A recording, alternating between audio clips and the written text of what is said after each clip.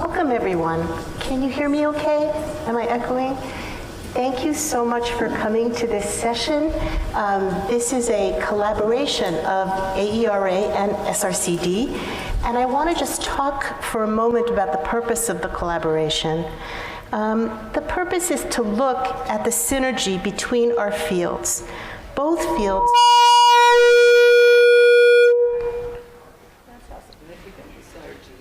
Those were the angels singing. So I'll just talk loud and you tell me if you can hear me. Both fields focus on children's development, but they do so through a slightly different set of lenses. Can't hear. Oh, I do hope this doesn't. There's a hand mic over there, right? Here, I have a hand. Did you turn yours off? I did turn it off. Oh, why don't you turn it on and let him adjust for the feed. Okay. So the two fields both focus on children's development, but they do so through a different set of lenses. One focusing especially on developmental processes, and the other on educational context, on educational outcomes. But both have a deep commitment to strengthening the development and outcomes for children. So the question before us in the collaboration of AERA and the Society for Research in Child Development is, what different do we think about and learn if we put both sets of lenses together? Do we change the questions we ask? What can we learn from each other by entering the study and understanding of how to strengthen children's development through these different portals?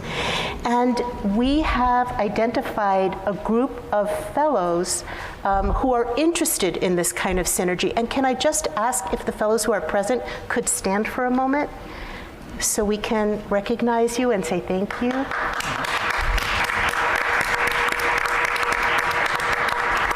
We're just so delighted that you are interested in stretching your thinking to include both entry points and looking for the synergies, and we hope that this kind of approach is shared and spreads to others.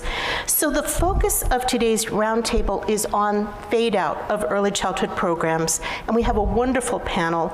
I'm going to turn in a moment to introduce the issue of fade out and provide some questions to frame our discussion, but I wanted first to introduce the panelists and the format we're going to be following.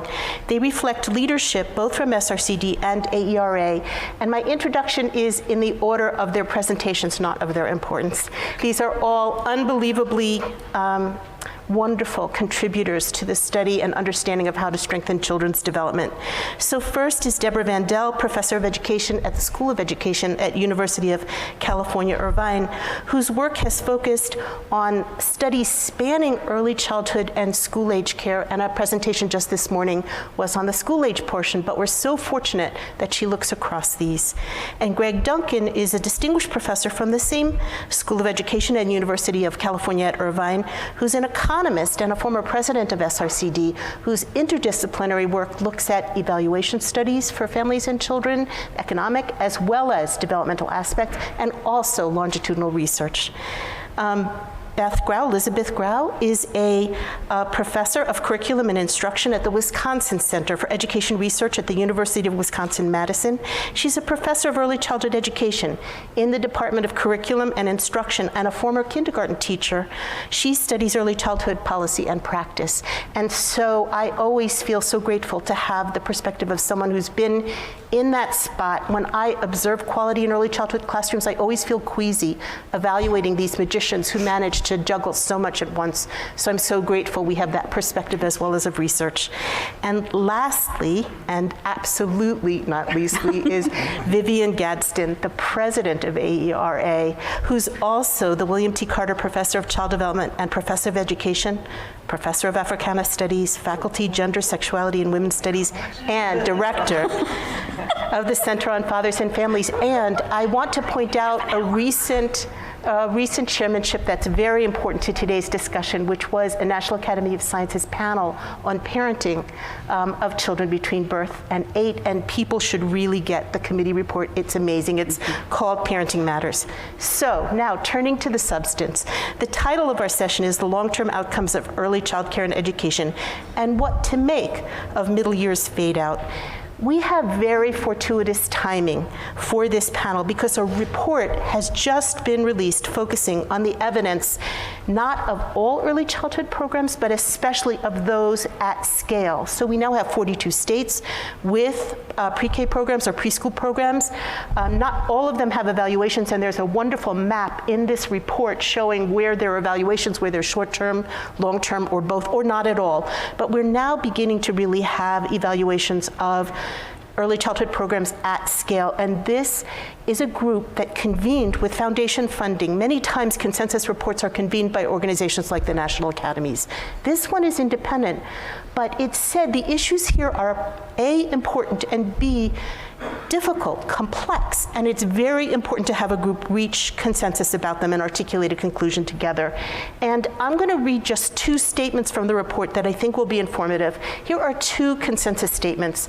The first is that across this set of studies at scale, there is convincing evidence showing that children attending a diverse array of state and school district pre-K programs are more ready for school at the end of the pre-K year than children who do not attend pre-K. However, when you move out to elementary school years, this is the conclusion of the group.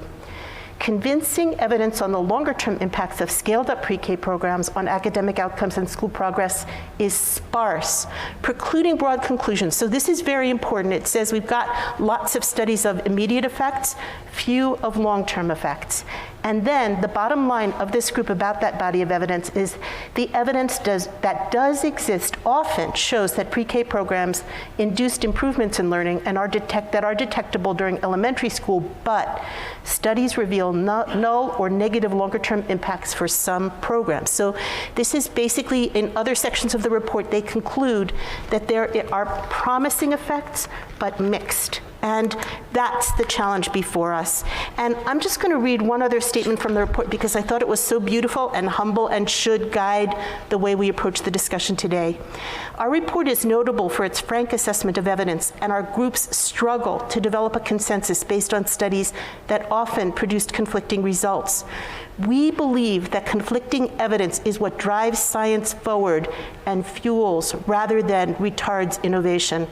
Conflicting evidence on the enduring effects of pre-K is forcing us to think harder and more clearly about what is reasonable to expect of pre-K programs, to deploy the best scientific tools we have at our disposal, to resolve the conflicting findings, and to adapt our theories to promote understanding of practices and strategies that increase the odds of producing both short-term and long-term effects. So it's really in the spirit of that humility and desire to keep building the evidence and inform our future efforts that this panel is drawn together. I want to say that in planning for the panel, we agreed on a set of questions that the panelists were going to choose from and discuss. These are questions that we would like to pose to you too. We're going to have opening statements of 5 to 7 minutes, a chance for panelists to respond to each other's opening statements, and then we're going to turn it over. And this is not the traditional question and answer period.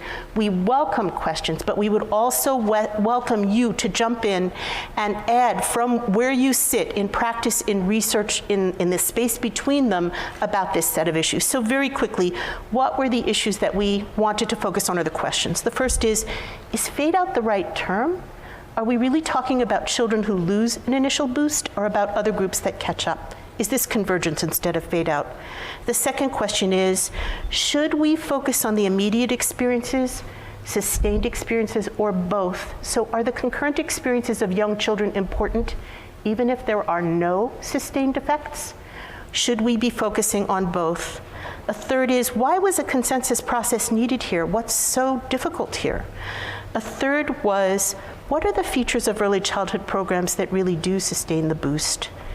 And then, going beyond educational contexts, should we be thinking only about educational contexts in this discussion? Or is family important? Are there other settings that are important? And what about the transition to kindergarten? Thinking about that amazing magician in the classroom, balancing so many needs, what are kindergarten teachers and early education teachers facing when they welcome a group of new students, some of whom have had the boost and some have not? So please feel welcome to join us in discussing any and all of these questions later on. I'm going to turn it over now. We're going to speak in the order that I indicated. Please, Deborah, welcome and your interest in your introductory comments. Okay, thank you. I'm delighted to be here today. It is particularly good that we're having this conversation following the consensus report that Marty discussed. That report was authored by 10 people. Deborah Phillips was the first author of the report. There are a number of themes that I think highlight agreement across the field. And as we move forward, I think it's important to look both at the agreement and at places where research can guide the next sets of questions. And so in terms of agreement, the agreement on short-term effects are robust across studies, with evidence that low-income children and English learners are those that may be particularly benefiting from high-quality programs, and that those programs are being offered at scale. This issue of mixed effects is really an interesting one and important. It echoes the mixed effects that we saw even in those early classic studies. So Abecedarian, Perry Preschool, the Chicago Child Parent Centers all had mixed effects in the middle term. The places where they sometimes continued to have effects may point some directions for us to be looking for mixed, when we're looking at those effects on things like reducing grade retention, reducing chronic absences, reduced special education placements, may be some of the mechanisms even when we start to see decreases in, or the lack of effects on test scores. I think that one of the big places for research to be going forward is to understand what's happening in elementary school and in middle school that results in where we sometimes see effects and we sometimes don't. In the recent studies, we don't really have the long-term effects. So it's too soon to be talking about long-term effects. So it's actually too soon to be talking about fade out. It's too soon to be talking about catch up or convergence, really. We've always had some mixing going on with those mixed effects, in my judgment. I think that what we need to be then looking at is what can we be doing in the short term and to make programs high quality. What can we be doing to make programs during the early childhood period build on one another as opposed to being repetitious where we know we don't get the same kind of effects? What can we be doing to increase the alignment between early childhood and elementary school and middle school to ensure that the effects, the benefits that we're getting can be sustained because we're not having kids repeat what they already know. And then I guess the last point that I would like to make is to put the pre-K experience, the early childhood experience in context. And I worry some about the loss in funding to early childhood programs while we understand what it takes to make programs effective. The most current data that I'm aware of show that some 90% of high-income children in the top quintile, are receiving pre-K programs or receiving early education programs as 4-year-olds, while about 60% of low-income children are. So even now we have this inequity in access to preschool programs that is worrisome for me. I think it should be worrisome for all of us. And I'm also worried about the cost of programs where in many states early care programs are rivaling the cost of higher education and families can't really afford programs. And so the role of public investment in programs is one that I think that we need to be including in this discussion, and public investment in high quality programs, which we know are associated with benefits in the short term. And I believe what we're gonna have to do is find out what we need to be doing to sustain them in the midterm and in the long term. All right. It's great to be here. I appreciate the opportunity to talk about the report. I was a member of the group that put it together. Christina Weiland is another member. I see she's in the audience. I don't know if there are others, but I thought, there you are. I thought I might spend a little bit of time just talking about the process by which the report came out. It was really the brainchild of Deborah Phillips and Ron Haskins. Ron Haskins is the Brookings Institution. They raised money from the Heising-Simons Foundation and from the Packard Foundation. At the same time, as it turns out, Ken Dodge had this same idea and was putting together an effort to summarize what we know from pre-K. And they discovered each other and merged together to some extent their efforts. But the basic Brookings group, which, by the way, you can see on the Brookings website. There was a session about a week ago where Deborah presented the report, and there were a couple of panels talking about the report. There was a director of early education from Tennessee who was there to talk about Tennessee. So it's a very nice discussion of the issues that we're going to be talking about today. And you can download the report from the Brookings website also. So we met starting in October, I think, of last year. Mark Lipsey was one of the members, and the first thing Mark Lipsey thinks about is, let's do a meta-analysis. So he set about to try to identify all of the evaluation studies that have been done on pre-K, both end-of-year evaluations as well as longer run evaluations. And it turns out there are several dozen of them. They're listed in the back of the report. He's now doing a formal meta-analysis, but just an effort to put together the data so we could look and try to make sense out of how uniform it was. And as Deborah says, it was fairly uniform on impacts at the end of the pre-K year. Almost all studies that evaluate pre-K find quite significant gains, especially along academic dimensions, especially for dual language learners, especially for disadvantaged kids. So that was pretty rosy, but then the picture on what happened afterwards was decidedly mixed. I think the most famous mixed result came out of Tennessee, and was studied by Mark Lipsey, which had actually a random assignment component. Usually these pre-K studies are based on regression discontinuity designs where you've got a birthday cutoff and people who just make it versus miss it are compared. But he had, in Tennessee, the cooperation of the state of Tennessee to actually do a random assignment experiment.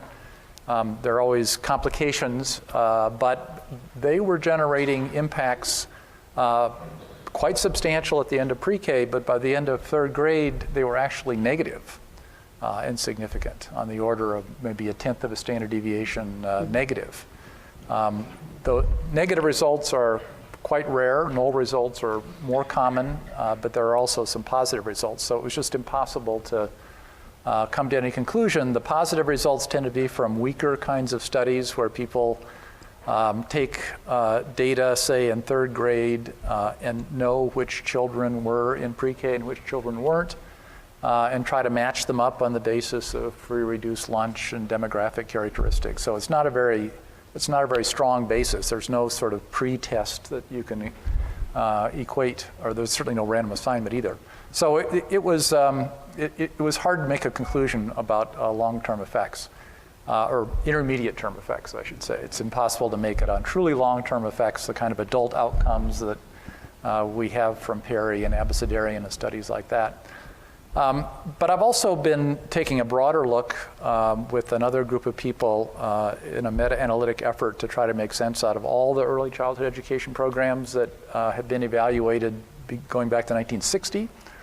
And if you look at the fade-out patterns there, what you tend to find is steep fade-out, a geometric decline, actually, an impact on cognitive outcomes. You lose about half of the end of treatment impact within a year. You lose another half of that within a couple more years.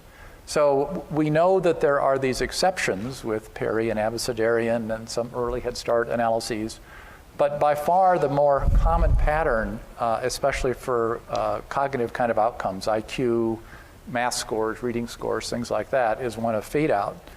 And I've spent some time with a colleague at Irvine, Drew Bailey, and Candace Odgers, who's a psychopathologist at Duke, trying to think about what would be behind fade out.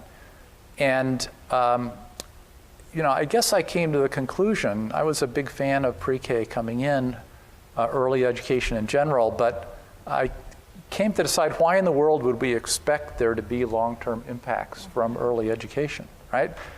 This is a time when kids are gaining very, very rapidly a standard deviation a year, even if they're not in pre-K, in terms of math scores, in terms of reading scores. Their self-regulation capability is developing very rapidly. So, and that continues across kindergarten, across first grade, right? So it's a very dynamic kind of setting. And if you're moving their academic skills ahead during the pre-K year and are not taking special efforts to nurture those skills, right, once they bring them into kindergarten classrooms, you often have a situation where you have a kindergarten classroom where maybe 5 of the kids in the kindergarten classroom have had pre-K or Head Start. They've had this boost. But the teachers are focused first and foremost on making sure that the kids who don't have the basic skills get the basic skills, right? Is probably what their first priority should be. But it's a very difficult thing for a teacher to simultaneously teach the basic skills to the kids who don't have them and promote the skills that the kids who've been through pre-K or been through Head Start already have. I think middle class, upper middle class schools have teachers who can do that, but it's a real trick. And I don't think a lot of teachers in schools serving disadvantaged kids are able to do that very effectively. So what you see is this kind of catch-up where there's a transitory boost across the pre-K or Head Start year, and then the control group is just chugging ahead, standard deviation a year in their learning, and then you get this kind of convergence, right? So how do we approach that problem? Well, one way is to try to focus on improving the nature of instruction in kindergarten and first grade to take advantage of the gains that kids already have. Another is just to think of what would happen if pre-K plus Head Start plus other kind of quality early education settings were so pervasive that almost all the kids coming into the kindergarten classroom had these basic skills, right? It would be kind of like the kind of kindergarten classrooms for upper middle class schools, right? Where the kindergarten teachers can assume a much higher level of kind of basic skills and can build on those. You can have a curriculum that builds on those. So operating at a much bigger scale than, we've certainly increased the scale for pre-K, and long ago we increased it for Head Start. But once you get to the point, maybe New York City with its universal pre-K, and now universal pre-K for 3-year-olds, right? That initiative was just announced. Once you get to a point where there's sufficient scale that most of the kids in kindergarten are going to have these skills, you can just think differently about what the curriculum should look like, what the instruction should look like. So that gives me hope, and it makes it's going to make pre-K another year of school. It's going to be different from K-12 schooling. Kids learn through play. They shouldn't be sitting in their desks and doing worksheets when they're 4 years old, but they can learn a lot. We know a lot about how to design curricula that are play-based, and kids have fun, and they also learn these skills as well. So the kind of vision that I have of a system that produces gains that are actually sustained would be one in which you have this kind of scale coupled with very serious linkage between what goes on in pre-K and Head Start, what goes on in the kindergarten classroom, and what goes on in the first grade classroom. Let me stop there. Thank you. Okay. Well, I want to start by thanking AERA and SRCD for this opportunity to have groups come together that might not come together normally. It's exciting to see an initiative that's working to try to build capacity, particularly among young scholars, for research across broad bounds, but also to build research communities. I think those are where you start having the best synergies and the most movement ahead, where you can really learn some things. I do want to note, as Marty said, I come to this discussion from a slightly different perspective, from practice. You know that song in Sesame Street, one of these things is not like the other? That's me. And it's the case because I come through a practitioner perspective.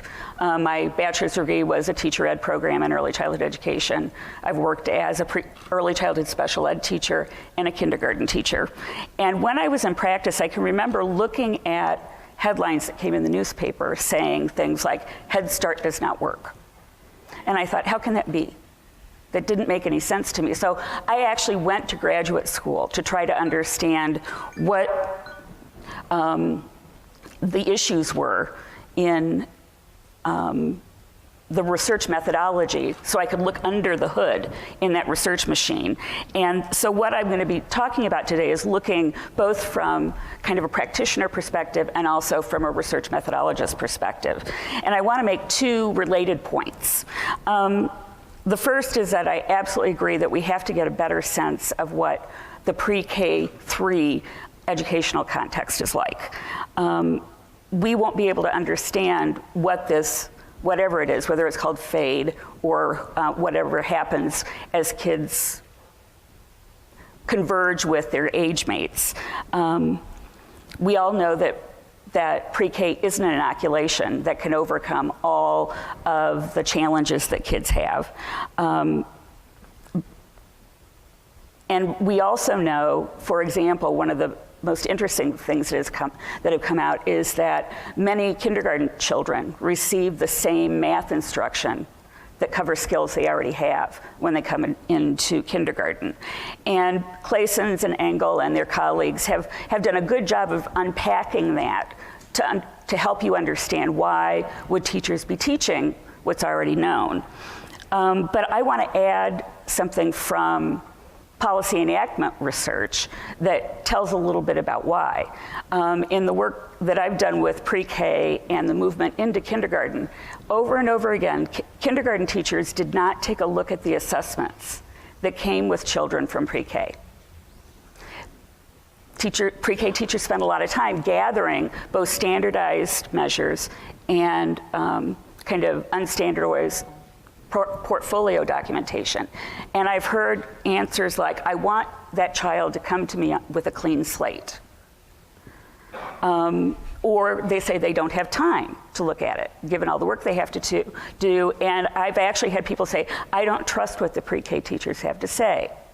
Now, to me, that seems wasteful and short-sighted. Of course, every child should come with a clean slate.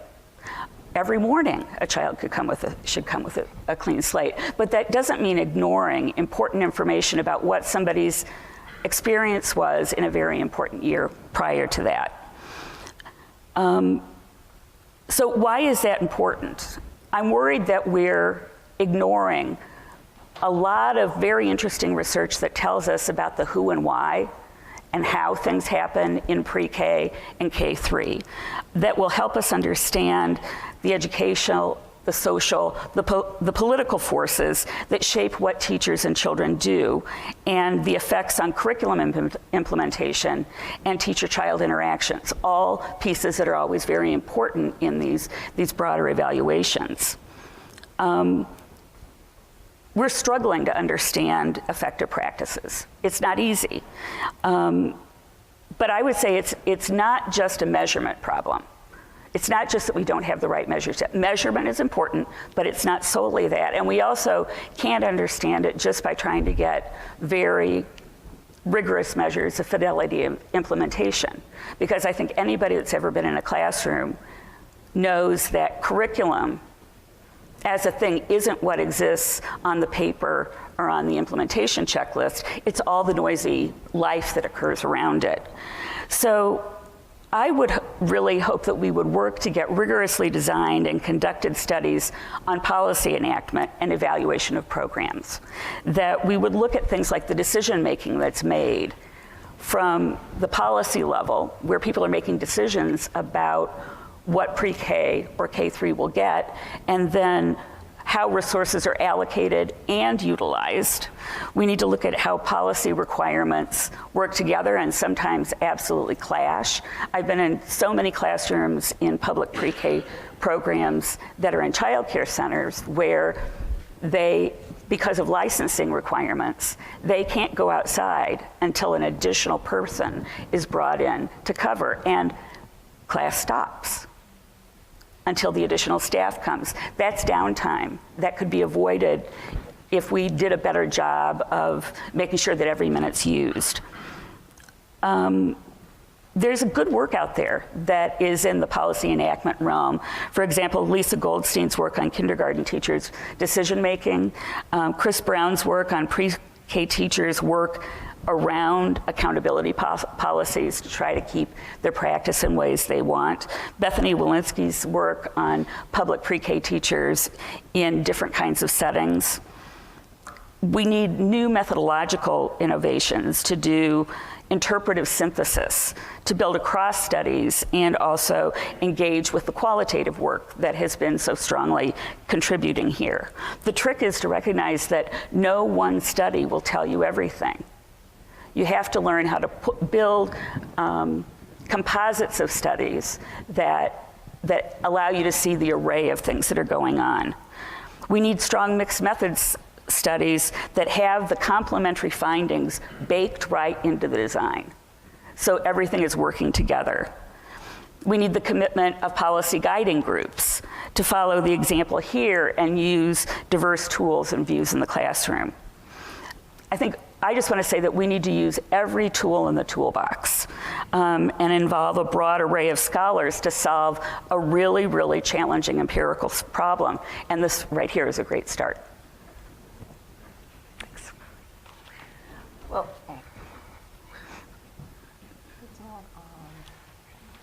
so first of all, I'd like to just thank this panel and thank SRCD for collaborating with AERA around this meeting. This is something that we have dreamed of for a long time. I'm active in SRCD, and obviously I'm active in AERA. And this was an issue of convergence as well, kind of shared beliefs and shared hopes around this issue. And what Beth didn't say is that this is a part of an AERA initiative on this topic, and Beth and Sharon and Felice and I are editing a volume that should come out the end of this year that will focus on this issue. But I really am just so delighted that the fellows were selected, and you all did terrific work in your applications. The consensus report provides a really nice statement to cross early learning and early development. And I appreciate the opportunity to think through how we can best make use of our knowledge in order to craft a more targeted effort across both. And there are some ideas and ways of thinking that are unique to each area of study, but there's a shared commitment in building the best foundation for children and opportunities for parents, teachers, and others to support that foundation. So I just have a few things that came to mind. And these came to mind in part because we were doing this session, but they were a part of some considerations that my colleague John Fantuzzo and Paul McDermott and I had over time because of a study that we did in Philadelphia. And my own study, even before that, where I worked with kids and families in pre-K, and then I looked at them again over time, but when they got to grade 5. So one thing that was really striking for me in the report was its statement that despite our certainty that many of the early education programs produce positive outcomes for children, but we need to uncover what it was precisely about these programs that produced the positive outcomes. That's a very telling and critical statement. So there are questions that we could ask, such as for which children were the outcomes most significant? With what set of home and sociocultural experiences? With what set of classroom experiences?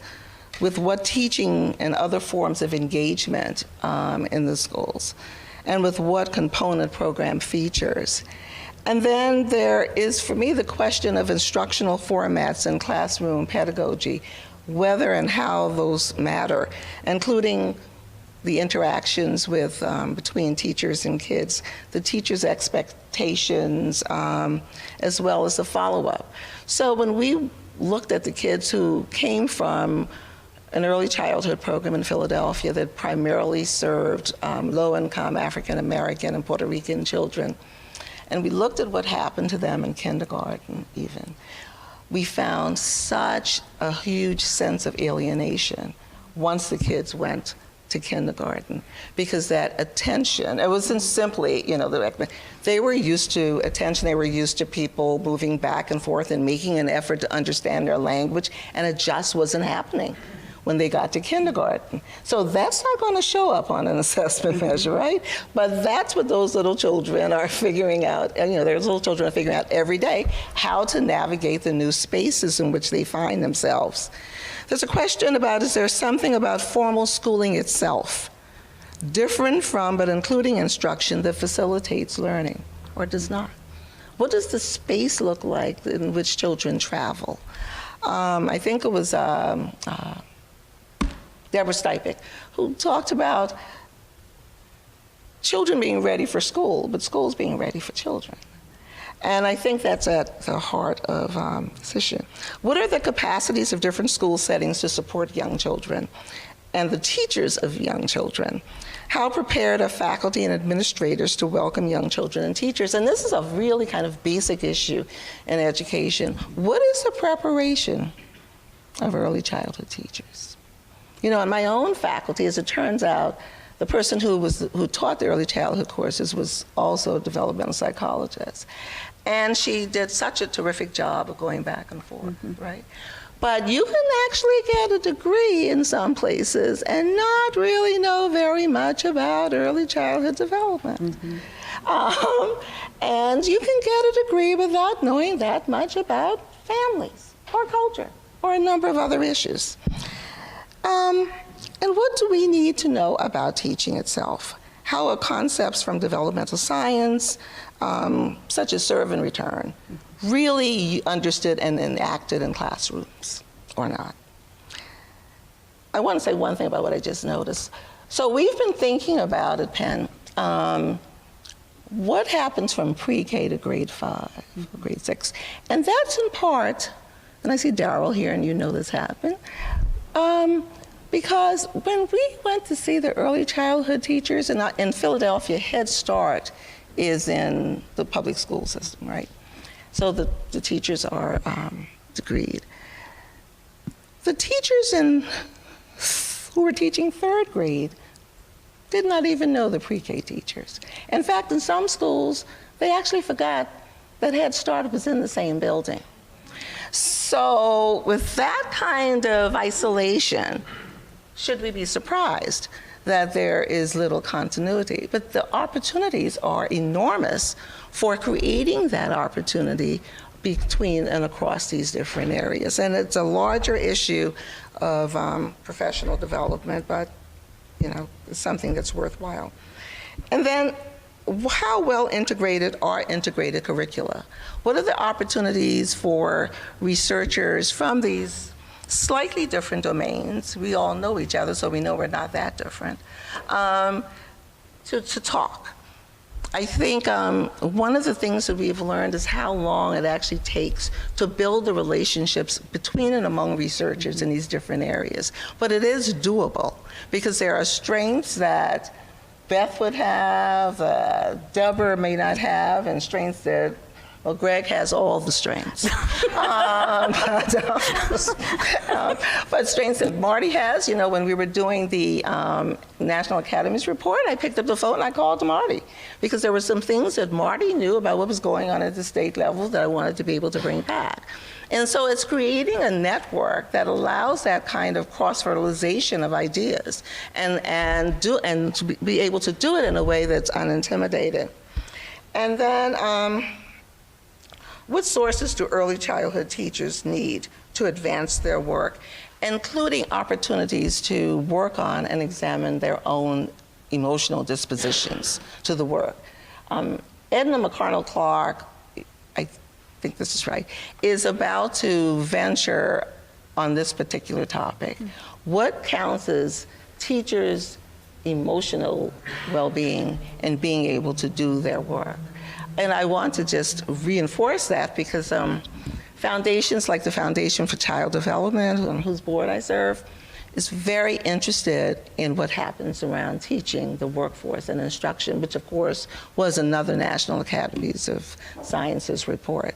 So I see these as some pathways that, some of which are traditional pathways, but others are areas of work that may not initially seem to be relevant, but they actually are, and there are opportunities for us to think about what happens to kids, both in the short term, but also think through to what is actually happening to them later. So thanks a lot. I'm just going to begin by thanking the panelists for these wonderful comments, and to say that several things jumped out at me. One is how important it is to bring together the education and the developmental perspective. And I'm just going to zero in on your comment about that, Vivian, of what would happen if we could study children's engagement in pre-K and in K and look at engagement cliffs? And is there a parallel for families? Is there an engagement cliff for families? So how important to take these two lenses. And the second is the new issues for research that have jumped out just listening to the panelists. So to me, one example is, Greg, your issue of compositional differences. If you have a pre-K program that's saturated, what happens in kindergarten? Does that differ from if you're in a context where you don't have a high saturation? So compositional studies seem very important. So before we turn it over to an open discussion, let me just ask panelists, were there other things that jumped out at you that struck you from listening to the different perspectives on the panel that you want to react to? I wanted to connect with Beth about the mixed method research. I'm a big fan of mixed method research, and have learned a lot from projects that incorporate both quantitative and qualitative methods. I think they tend to get balkanized in education, and qualitative research is almost non-existent, right, in developmental psychology, I think. I encourage my dissertation students, if they're doing several essays, to have, and they're primarily oriented toward a quantitative approach, to have one of their essays be a qualitative study. Yay. A recent example, Liz Miller, who just went off into a postdoc at NYU, was looking at dual language learners in Head Start. And the Head Start Impact Study has data that you can try to see under what kind of classroom circumstances are they doing well versus not. And I just urged her to go out and observe, right? In Orange County, there are a lot of dual language learning classrooms. And every time she sees me, she thanks me for having done that. And I'll thank you too. Okay, so this is an encouragement, right? And I'm sure you have more experience with this than I do, and might have some wisdom about mixing methods. Well, this does my heart good. I think the challenge is that mixed method work is hard. It's using strategies that have different assumptions, and often when you propose something, the quant people think the sample's too small. The qual people think the sample's too big. And so you have to find ways to interweave, and often I think, to avoid balkanization, you have to have team members who are really willing to collaborate. I think another challenge is when I was an associate editor for AERA, we would get these reviews of research that said, this is all the research on winky dinks. And I'd say, wait a minute, you're missing all the case studies, all the ethnographies, all the interview studies. And what I could get out of them is the title would now say, a review of the quantitative research on. Yeah, so I think it's going to take a lot of hard work with people willing to collaborate, to give and receive and build teams in a mindful way so that you can have different ways of looking at a problem. Can I just say something? Yeah, I actually have that down here. Oh, good. Because I do believe it's mixing, it's not simply the binary of qualitative Right. and quantitative. I think it's trying to bring together, and I believe very strongly in having teams of people. And as I said before, it takes a lot of effort. But if you can end up on the same page, at least about what your mission is, then I think there are multiple ways to approach this. So there are the case studies, there are the observations. But there are other forms that are really kind of useful, and I'm in a place where people are doing some of this, where they're doing narratives and discourse analysis. And when we've been able to work as a team, bring those different ways of thinking what counts as data and what data count, then we actually end up with a much richer kind of perspective on what the issues are, because the goal is not to, we're not celebrating, the methodological approach. We're trying to uncover, what the issues are and how to address them. So I really like the idea of thinking about small groups of people who might do this, who might do this work. But at different points, I am concerned that, I think it was Greg who said this, that so much, we're very concerned about what happens in pre-K. We're a little bit more concerned about kindergarten. I think there are so few incentives to really think about what's happening with kids in grades 3 and 4. Mostly because I think we're a little bit nervous about what we will find. And the other is, I think your earlier point, Marty, about whether with fade out versus convergence, and what are the kind of multiple other issues that confront kids in the city of Philadelphia. The mayor, the current mayor. You need your mic. The current mayor decided that he would take on early childhood education and early child development. And so we have a soda tax. And of course, everyone came in and they were very upset because obviously poor people need to drink more soda. But this tax went in, and he spent a lot of time looking at what he called, or what many of us call, kind of early childhood deserts, right? Where there's no early childhood program to be found. So our next step is to get the mayor, and there's been like a 30% increase in the number of kids who have now gone to early childhood, and in Santa Fe, they're considering some of the same issues. I just talked to Jeannie Oakes about this. So we now have people kind of paying attention to young children who are policymakers at the local level, and we've paid a lot of attention to what happens at the federal level, but so much can be done at local and state levels. And now to push the local policymakers to think about what's going on once those kids cross the threshold of the school in the kindergarten and spend more time thinking strategically about what happens up through grade 5. So I am thinking about, or today makes me think about, and I've been thinking more generally about 2 areas of research that I think might be useful for us to pursue. One is to be thinking more about these intermediate outcomes, moving beyond test scores.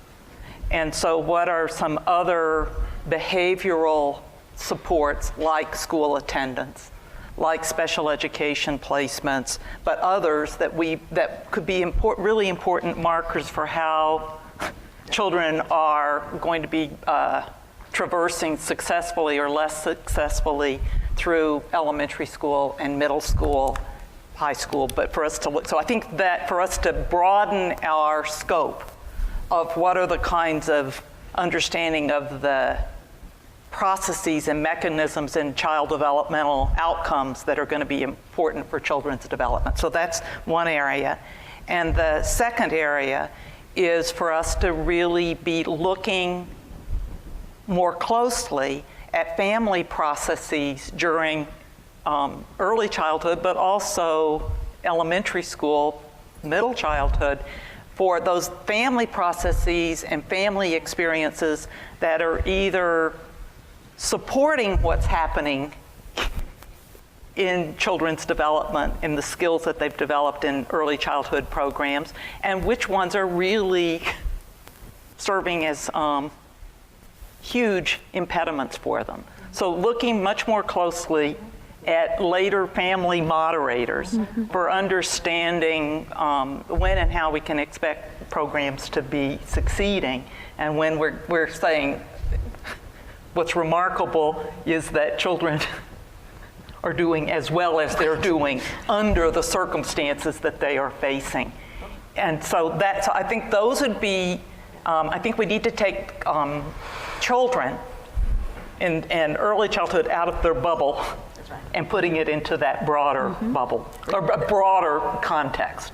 There's an interesting way in which we really talk about it too, because let's be honest, some children are struggling in ways because of, Steve Rodenbush says, I know the new book is coming out, so I'll read something about what they found. But, some of these kids are struggling to get to school. And we behave sometimes as though it's just this natural path, it's a clear path. With school districts, they are navigating such treacherous terrain that school becomes a setting in which it's a refuge, as opposed to necessarily a place where they're going to be highly engaged. And I think being honest about some of those social issues that they're confronting, some of those other contextual factors, there is the reality of extreme poverty and there is the reality of racism. And so many of those things will impinge upon the ways in which these children are traveling to school that may or may not have anything to do with, what's actually happening in the classroom. And I think the issue of difficulty getting to school starts very early. One of the things that's wonderful that I've been seeing is that the research on attendance in early childhood programs is not taking a gotcha approach, but taking an approach that attendance problems are a flag for challenges getting to school or in the family that a family worker should then help the family with. So we need to begin looking early. And Deborah, I so appreciate your point about expanding the range of outcomes in grades 3 and 4. And I often wonder if we should be looking at self-concept as a learner. I'm competent going to school, or parents' perceptions of the child as, you know how to do this. And I don't know if there are measures of this, but I wonder. I'm gonna now expand the discussion. I see eager participants, and I want to bring the microphone out to the floor. But before I do, I just want to honor and thank George Wimberly. George, do you mind standing for a moment?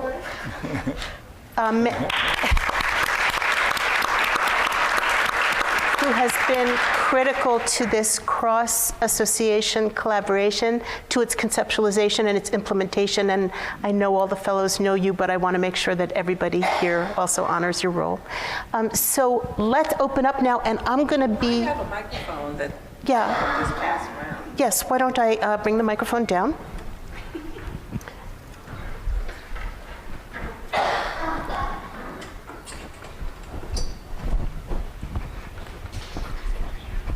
Here we go.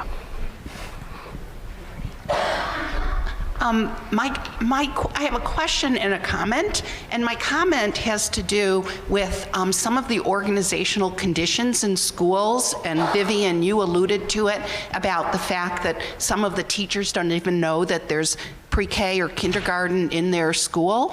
and those are ones where the classrooms are actually in the building, let alone the number that are located elsewhere. Those kinds of conditions that bring the teachers together from preschool through 3rd or 4th grade is really at the level of the principal in the district to be making sure that they value that kind of work. So I just think that this conversation needs to also think about the role of the leader of the school about making sure that those things happen. I don't think that all that decision making is at the level of the teacher. It's really at the level of district policy and the leadership in the school. And I guess my question, and this might go to Greg, has to do with the studies at scale of the P3, the Chicago Parent-Child Centers. And was there fade out in those in that project? Because that would essentially be looking at children's outcomes in places where we can presume there is much greater alignment from pre-K through 3rd grade. Right, so actually both in Abecedarian as well as in the Chicago Parent Center effort, there were additional treatment arms, right, that went beyond the age 4 school year that tried to build in coordination with what happened in kindergarten, 1st grade, 2nd grade, and 3rd grade. In the building blocks mathematics intervention, there was an attempt to do a follow-on condition. So, you know, with Abecedarian, you start out with a small number of kids and you divide them up, and it's an even smaller number of kids, right? So it's very hard to conclude much. With the Chicago data, I don't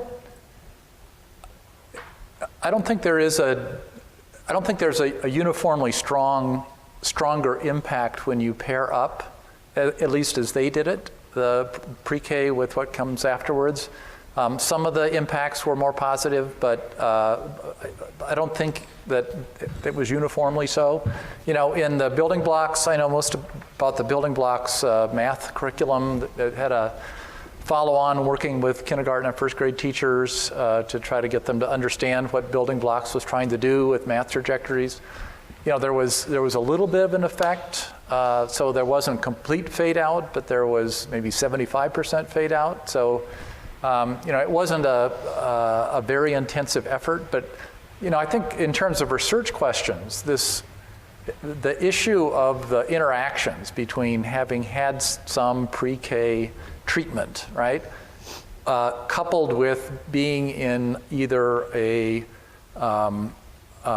classroom that was geared toward higher level learners versus low level, you know, had an explicit curriculum arm that tried to promote these kinds of things, or as a function of what fraction of kids were actually coming from pre-K into the classroom.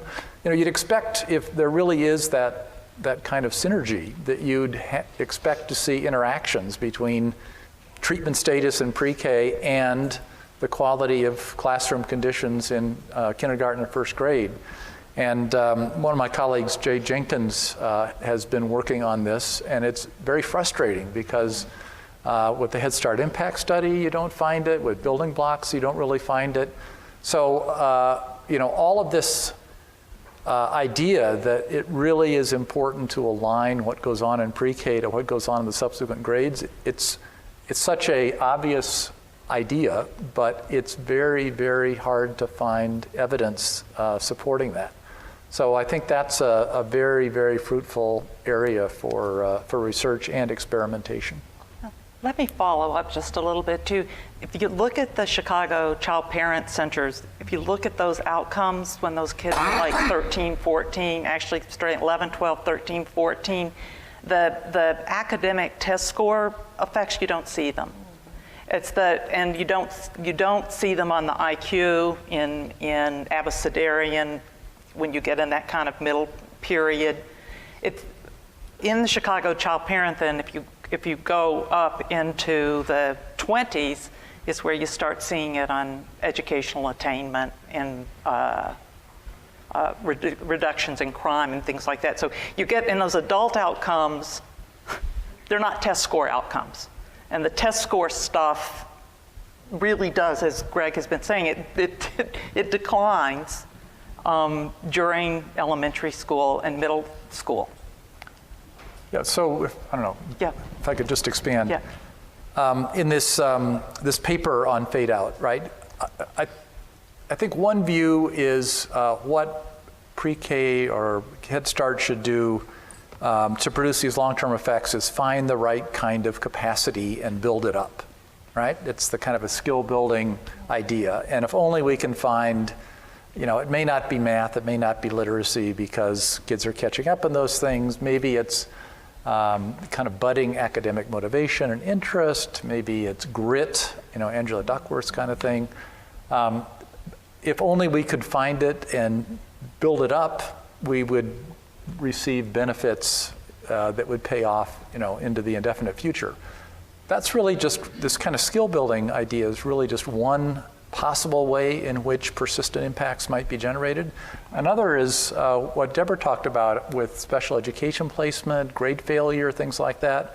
It's a perspective that comes out of developmental science, where the idea isn't to nurture some skill early on that will pay off into the indefinite future. It's being at the right place at the right time, building up in a temporary way the right kind of capacities to get kids through periods of risk, right? So you can think of getting off track in early grades through special education, through grade failure, different ways in which kids get off to a really stuttering start that they may never recover from, right? And if, Abecedarian reduced rates of special education placement by 20 percentage points. It reduced rates of grade failure by 25 percentage points, right? Maybe that was the secret sauce, right? That it kept kids on track in the Durham or the Chapel Hill schools that enabled them to kind of sustain the momentum rather than any eternal skills that got built up. So it's a different perspective. And it's a totally different focus because then you start thinking of, well, if there are these traps that schools set for kids, let's attend to those, right? And make sure that they don't act in ways, a lot of special education programs are really wonderful and provide the kind of help that kids need to stay on track, right? But, some schools set up systems where that's not the case. So this kind of prevention science perspective, I think, directs us toward a whole different set of considerations for what might be going on in the early grades that might be very, very important for generating persistent impacts of pre-K and avoiding fade out. Only thing I would say, thank you, in response to your point about the principals, I think it's a completely different way of preparing people. It's a very different way, thank you. Lack of sleep, sorry. It's a very different way of thinking about how we even go about the day-to-day expectations of principals, because there are, not only did the teachers not know where the classes were, sometimes the principals didn't know, not because they didn't care, but because the demands, and these were in schools that were in very low-income areas, where they were, fighting a number of issues on a daily basis. But I actually think that's exactly where it needs to come from. So the question is, how do we build better beginnings for children by creating, casting the net a bit more broadly, to think about going to principals, giving principals data about who the kids are who are going to come here to school. Who are the parents? What does this neighborhood, look like? Who are the people in the neighborhoods? As opposed to just showing up in a school and looking at the data, the test scores of the kids. And then to give them the time to engage the teachers in not what the punishment is going to be if your kids are not scoring at a certain level, but what is it that you need on a day-to-day basis to engage these kids and their families. One of the things we kind of didn't talk about quite as much, Deborah mentioned it, was, how do we engage these families and parents? Part of what happens, particularly as kids get older and parents who are in low-income communities have opportunities to go back to work or have to work, is that kids are kind of on their own sometimes. But in addition to that, the ways in which schools reach out to parents is quite different. The way that they reach out is ostensibly different, and the relationship between teachers and parents may begin to be pulled back a little. And so there is an issue of sustainability, of participation, of engagement, of who teachers think the parents are, and opportunities to bring parents into the schools in a very different way. This is just both observation as well as what we learned, I think, from our study. Well, I've got one. I would like every one of you to reach out to a principal that's in your area to teach them about early childhood, because so many principals don't know what to do. I wrote a chapter for principal called Learning to Love Your Noisy Neighbor, because when you bring, say, a pre-K program into an elementary school, it's very confusing to principals. They don't understand why they need to be near a bathroom, why they need water close by, why they don't walk in nice lines, and to provide some really great research-based professional development for local principals, I think would be a great gift to the early childhood community, because you have sway that the teachers and even the community members don't have. And what their role can be, I'll just try to talk about it, what their role can be in bridging these early childhood teachers and their colleagues. They sometimes just think it's fluff. You know, I know I've heard people say, principals say, oh, when they have a strike, well, you know, the only people who will be willing to come back are those early childhood teachers because they like the little children. Well, it's more than that. There's a reason that, you know, that they're there. And I would just like to see that be a part of principals. The certificate programs, but also a part of how we teach them. I think there's a role for schools of education here and people who are doing teacher preparation. If people who are planning to teach elementary school kids, but not necessarily pre-K kids, actually had to understand something about young children, that would be a plus. And I think if courses that allow folks who are going to teach early childhood to understand what the, what they might expect along a child's trajectory, that would actually begin to move the field a bit further. Another comment or question?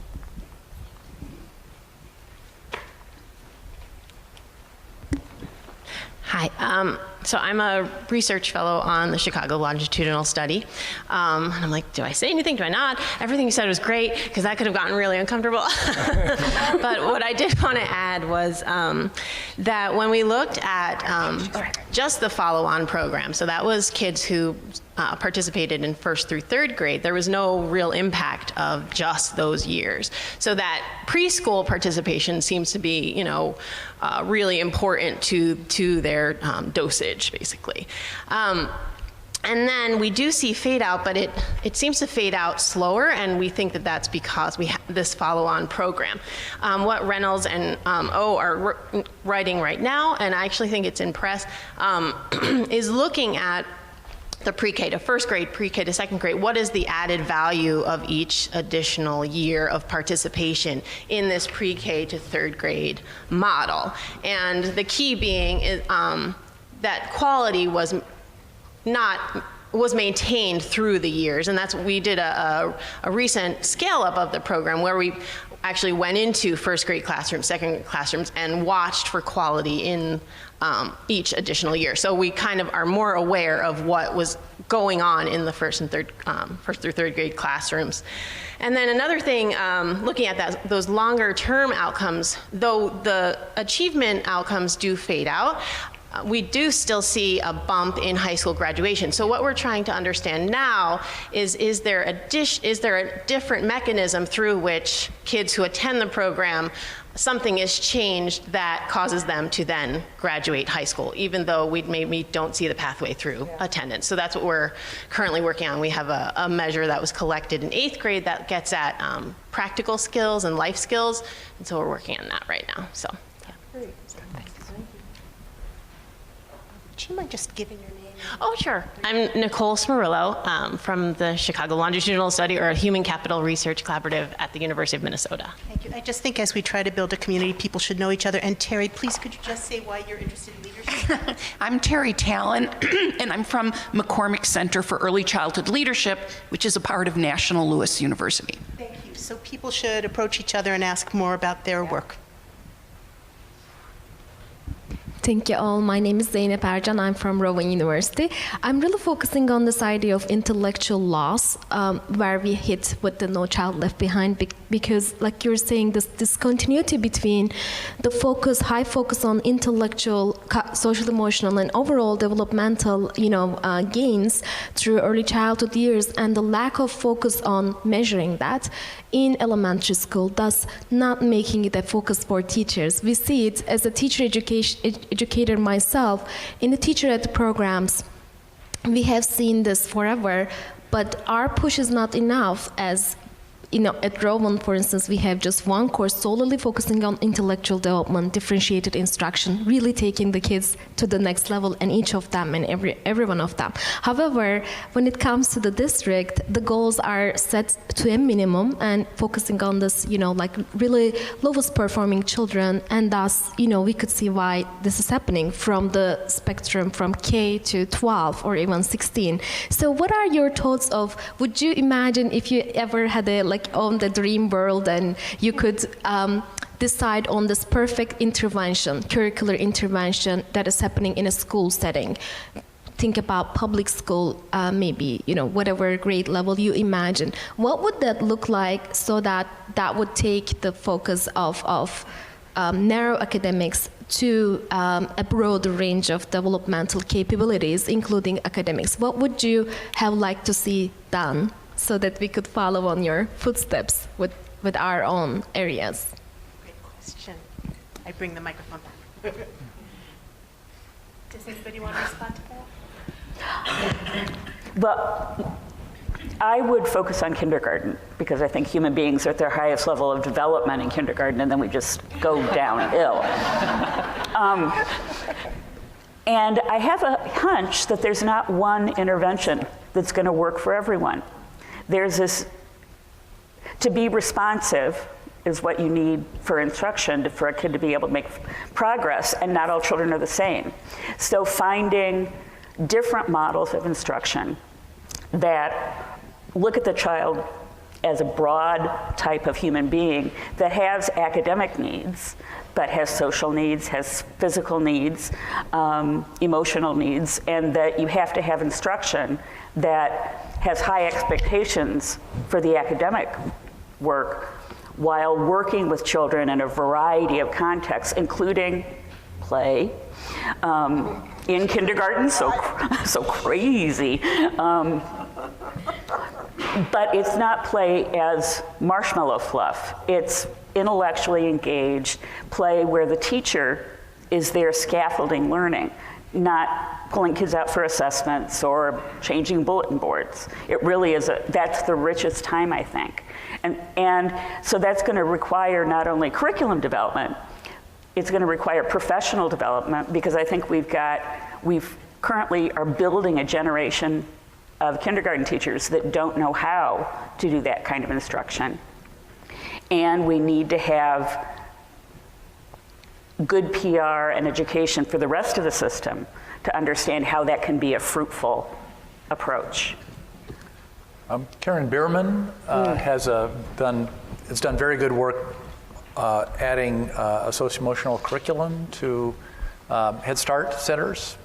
And Joe Durlock has a review of socio-emotional programs of various sorts. It's a meta-analysis in the early grades. So I think we know from good studies about how to develop socio-emotional skills.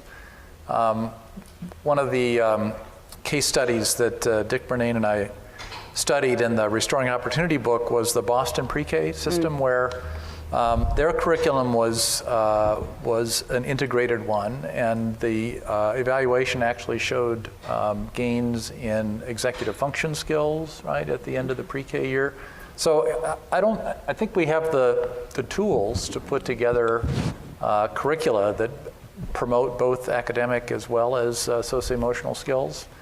And let's get to it. And then you asked for the kind of dream scenario, right? Let's get to it in an integrative way that pulls together all of the things we've been talking about, right? Where the principal is the instructional leader and realizes that an effective pre-K year is going to make the job of the kindergarten teachers and first grade teachers that much easier and more enjoyable, right? So this kind of integration, co-location, let's not have silos where a second grade teacher never teaches in pre-K or a pre-K teacher never teaches in first grade. The more integrated we are across pre-K and these early grades, I think the more effective we're going to be. I think that part of it too is that schools are driven, motivated by assessment. And so to the extent that you are being funded or measured in terms of one set of outcomes, that's going to be what literacy and math are big drivers.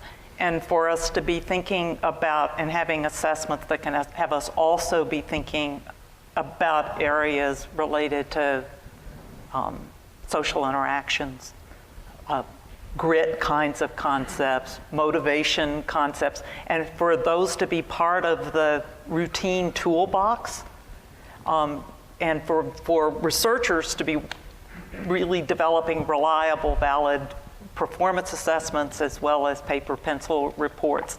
Well, I think will help guide. If you can measure it, people will say, oh, this must be important. Mm-hmm. And if you don't measure it, they kind of put it to the side.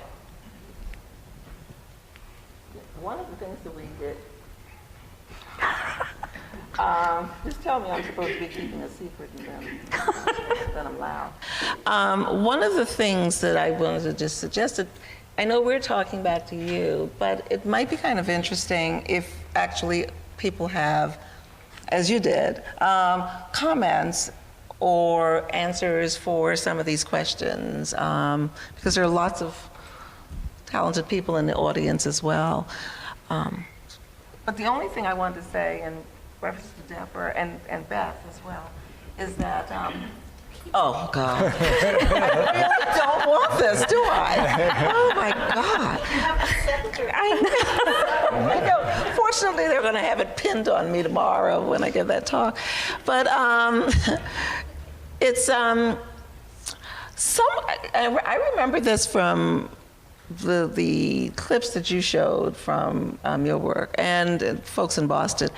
And I remember thinking that, reflecting on the fact that our early childhood teachers found that way of interacting with each other so different than what they had been doing before. You know, it's commonplace in the upper grades and in high school, things like learning communities and practitioner inquiry, you know.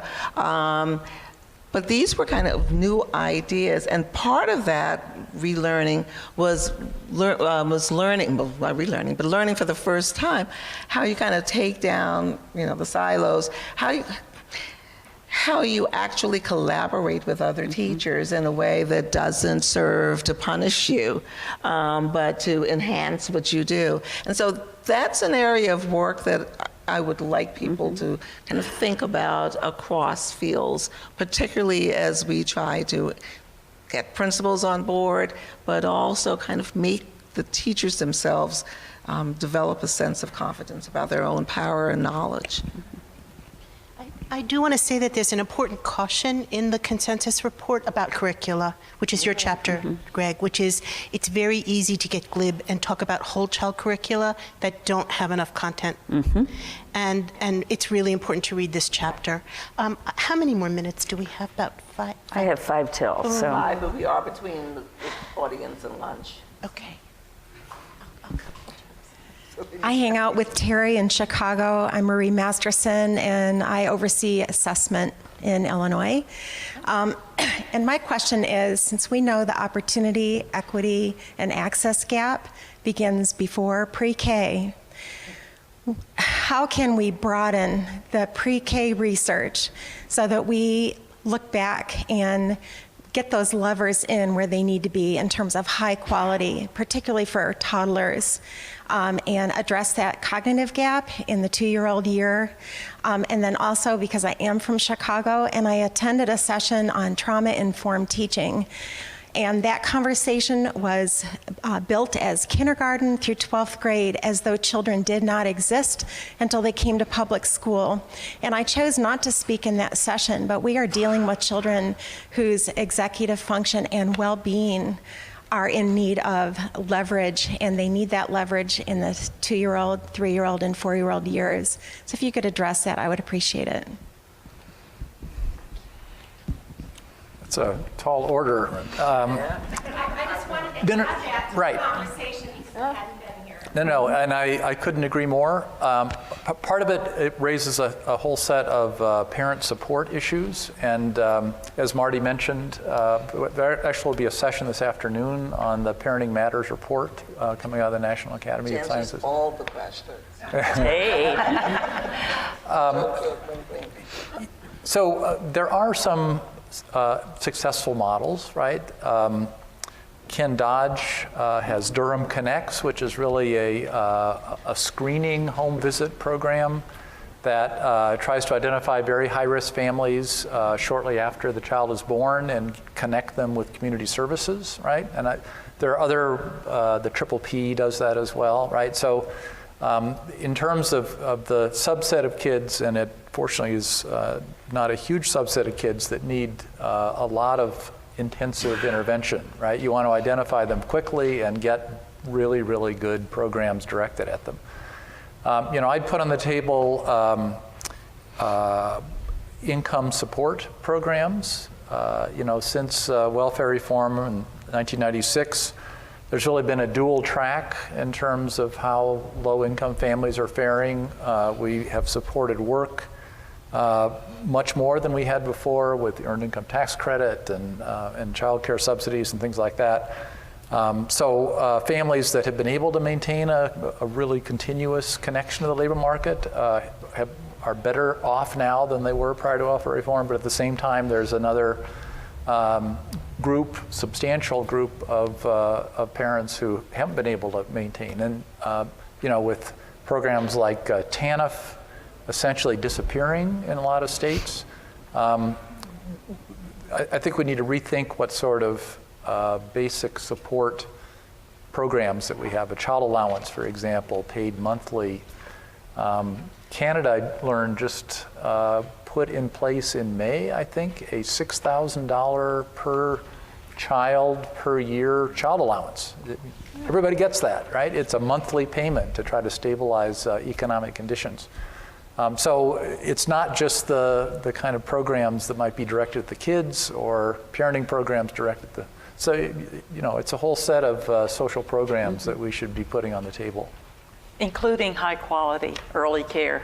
It can't really start at 4 or 3. Or 2. I want to ask Turn it on. And the other co-author on the consensus report, any comments? Anything you want to add from it? Okay, just be sure to look at the other chapters too, because there's very rich materials in there. Okay, we have time for one last question? Okay. Kim Robinson from the W.K. Kellogg Foundation. I'm wondering, it's really interesting to hear this conversation and all of the nuance and all of the opportunities to understand things better.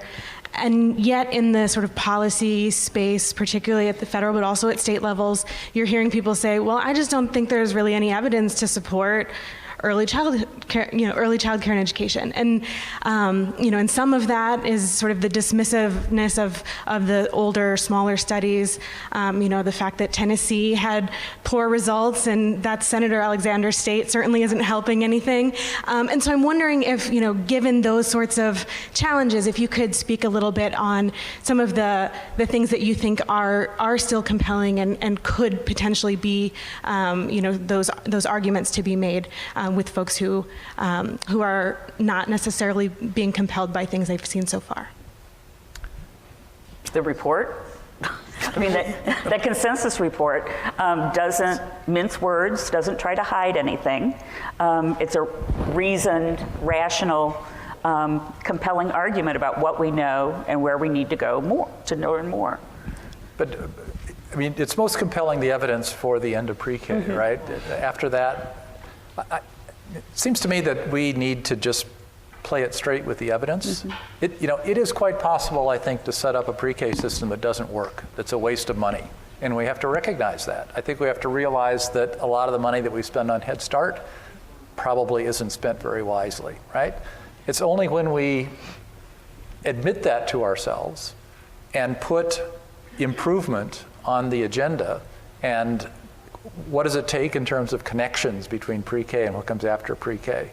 Those are all things that we need to solve. And until we can solve them, we can't just go back and say, well, look what Perry did, look what Abecedarian did. We want to, it's tricky because you don't want to be so negative that the funding is removed, never to come back, right? But I think the way to cast it is that there's tremendous potential here. We have proof of concept through some of the older programs. Evidence now is mixed, and we're just now making progress in models that are going to be likely to be generating more consistent longer-term impacts and and a higher return on investment, which people like to hear. And this report is focusing on the academic outcomes. Many of the longer-term ones, as you've been saying, are in other areas. We're not there yet. This evidence base is beginning. So I think the report is very humble and honest about that, and I appreciated that. I saw your hand up earlier. Sitting next to Aaron, yes. I think you're one of our colleagues from South America? Yeah, terrific. Yeah, I'm Ruben Klein from Brazil, Fundação César Rio Foundation. Well, this is, I think, is a very important issue. Like inequality start at birth, right? So it's very hard to decrease, to diminish, to bring equality. So child care is I think is very important, and you need good quality child care, and you have to follow. I follow some of the studies, all the studies say that, you have some good experimental studies, high quality child care, and then the kids go to school, and then you see the decrease. So social emotional attitude, behavior seems to stand. Okay, so one thing I don't know how this is controlled, because one thing we know is that if you're in a good school, if you're a good level, you go then you move to a bad school, to a bad level, you're going to suffer. You're going to stop going up. So I don't know how much. Like these kids, I don't know where these kids they were in these good programs, and they went to schools. Apparently, they went to common schools, regular schools, and apparently they were put together with other kids, and they probably were minority. So I think the tendency is for the peers to pull down. So some of the figures, social emotional states, but as time goes by, maybe things go down. I would like to know if there's an experiment where, we put these kids when they were to good schools, where they were well motivated to go on. That would make a big difference. So I know that in education, The context is very important. There are a lot of things to look at, and anything can change completely the results. So I think you really have to look more. So I know about Brazil.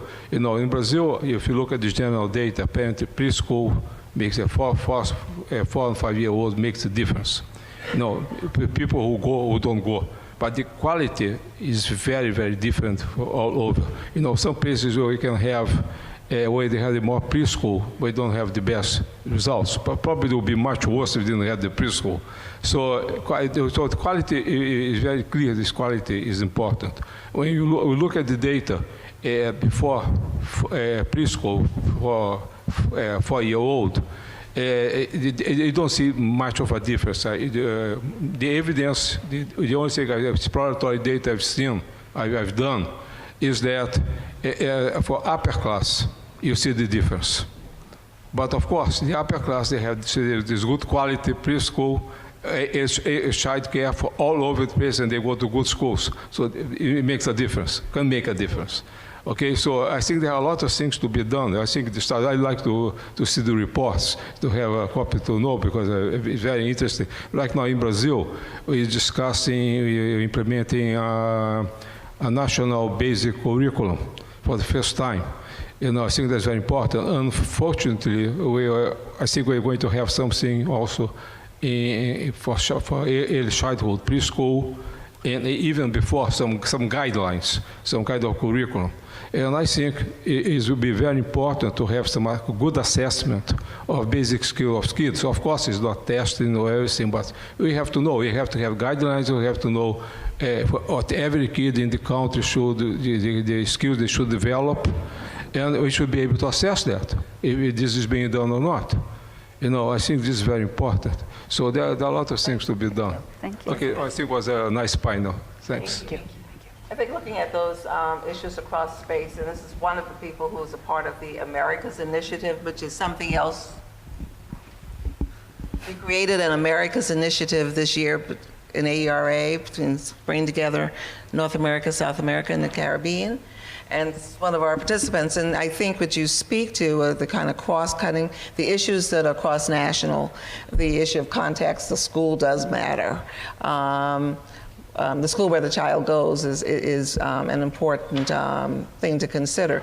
But I think both in July and as you spoke, I was just thinking about the ways in which our issues go across the borders. And certainly, I don't know, are you presenting? Are you doing a presentation here? Oh, not on this? Okay, but we'll have other times to talk about that. Okay, well, thanks so much. I think it's time for us to wrap up. And I actually, I have a very strong feeling that this is the beginning of a discussion and not the end of a discussion. I want to thank the panelists for helping us spark this discussion. I want to thank AERA and SRCD for encouraging us all to think through both lenses. I want to congratulate the fellows and thank George also. Please join me in